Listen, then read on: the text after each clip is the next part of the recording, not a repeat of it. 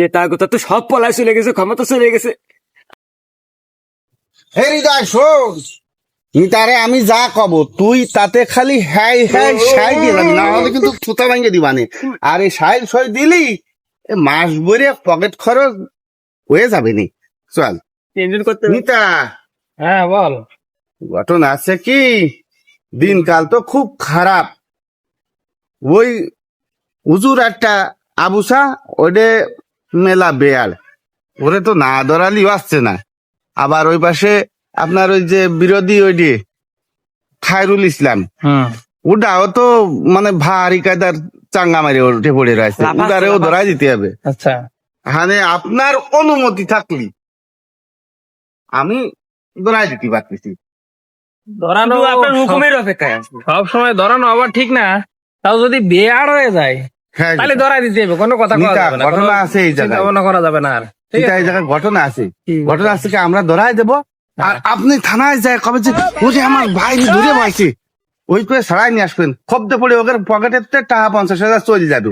আচ্ছা আচ্ছা, ওই থানায় দেবেন আপনি 2-4-5 হাজার দিয়ে দেবেন, আর বাদ বাকি সব আমাকে। তো তোর মতো চেলা না হলে হয়? এর আমি তো দরকার। ভাই, নেতা গোতা তো সব পলায় চলে গেছে, ক্ষমতা চলে গেছে। আমরা কোন দেশে চলে যাই, নাহলে আমাকে পিট মারছে না নে। আসলে এইভাবে ফলাই মলাইও থাকা যায় না। না, ওরে আমাকে যার দরকার নেই, শোন ওর বুদ্ধি পাইছি এখন। কি বুদ্ধি ভাই? আমরা কোনো দেশে যাব না, দেশেই থাকবো, আবার ইনকামও করবো। বুঝলি? কিরাম শোন কথা শোন, এই যে বর্তমানে আবহাওয়া খুব গরম, এই গরমে গরমে ওই বিড়ির মধ্যে মিশে যাবো, বুঝলি? এই যে আমরা যে খুচাই মানুষের গা বানাই দিছি, একটু আর মানুষ জান না, আর ওই 2-1 জন যারা জানি, তা ওই দলের মধ্যে মিশে গেলি না, ও আর সব মিশিয়ে যাবে না। চল চল, এই সম্মিলন রয়েছে, ভাইয়ের কাছে যেতে হবে। আসসালামু আলাইকুম ভাই। ভাই আপনার কাছে যাচ্ছিলাম ভাই। আমার কাছে কি দুনিয়া চলছে? ভাই আজকে সম্মিলন রয়েছে না, তো ছেলে ফেলে সব গুছানো হয়ে গেছে, গাড়ি কিন্তু এখন লাগবে না ভাই, পুরো একখান গাড়ি লাগবে না ভাই, তো জাতি যাবে তো, সময় তো প্রায় শেষ ঠেওয়া রয়ে আছে। এরা সারা জীবন কোনদিন বাড়ি ঘুমাতে দিল না, মাঠে ঘাটে ঘুমাতো না, এরা হঠাৎ করে সম্মেলনের কথা বলে। কি করি, ক্ষমতা যাওয়ার দরকার। তো গাড়ি কয়খান লাগার কথা বলি তোরা?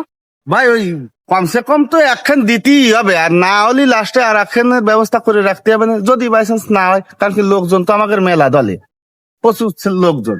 আর ছেলেপেলেরা সব- আচ্ছা যা, আসবে গুছানো। আমি ওই ব্যাপারে যাচ্ছি, সামনে দেখি দেখা হ্যাঁ ভাই, তাহলে একটু ওইটা একটু মাথায় রাখবেন, হ্যাঁ? তাহলে কিলাম, আসসালামু আলাইকুম ভাই। হৃদয়, একটা জিনিস খেয়াল রাখবে, আমি যা কব আমি যাতে যেদিকে থাকবো সেই দিকে তুই থাকবি। হ্যাঁ, ঘটনা আছে কি, এখন দেশের হাত বা ভালো না, কি যে কোন জায়গায় যায় ক্ষমতায় বসবে এটা কিন্তু ভালো রে বোঝা যাচ্ছে না। এই জন্যই এ পাশেও থাকতে হবে, ও পাশেও থাকতে হবে, যে ক্ষমতা আসবে সেটাই আমার, একদম সেটাই আমাকে। ঠিক, ঠিক। এই হুজুর, হুজুর আসসালামু আলাইকুম। হুজুর ভালো আছেন? হুজুর আপনারা ভালো আছেন? আলহামদুলিল্লাহ, আল্লাহ ভালো রাখেছে। হুজুর আসলে আল্লাহ তো ভালো রাখার মালিক, হ্যাঁ আল্লাহই ভালো রাখেছে, যা কিছু করে আল্লাহই করে। বিষয়টা হচ্ছে কি, যে আজকে বহুকাল পরে, বহুদিন পরে, কত প্রতীক্ষার পর ফ্যাসিবাদীর পতন ঘটায় দিলাম হুজুর। এখন বিষয়টা হচ্ছে কি, যে আমরা সাথে আছি, কাজ চালায় যান হুজুর। আমাদের এই দেশটারে ইসলামী খিলাফতি হিসাবে আমরা দেখতে চাই, হ্যাঁ সেভাবে কাজ করতে হবে, আমাদের একসাথে কাজ করতে হবে, কাঁধে কাঁধ দিয়ে। একদম আমরা পাশে আছি। পাশে আছি হুজুর। হুজুর আমরা একটু চলে যাচ্ছি, তা দলের কাজ আমাকে সবার একসাথে করতে হবে, কোনো টেনশনের দরকার নেই, আমরা ক্ষমতায় চলে আসবো ইনশাল্লাহ। শালার মানুষ মুনাফেক কয়, এরাই হচ্ছে মুনাফেক। এরা যে দলে যায় সেই দল শেষ করে দেবে, এদের কোনো দলে ঠাই দেওয়া উচিত না। আমাদের এই ভিডিওটা ছিল কাল্পনিক, বাস্তবতার কোনো মিল নেই। বাকি সমাজে এমন এক শ্রেণীর ব্যক্তিরা আছে যারা বিভিন্ন দলের কাছে যায় রূপটা পরিবর্তন করে, অবশ্যই এরা কিন্তু মুনাফেকের অন্তর্ভুক্ত।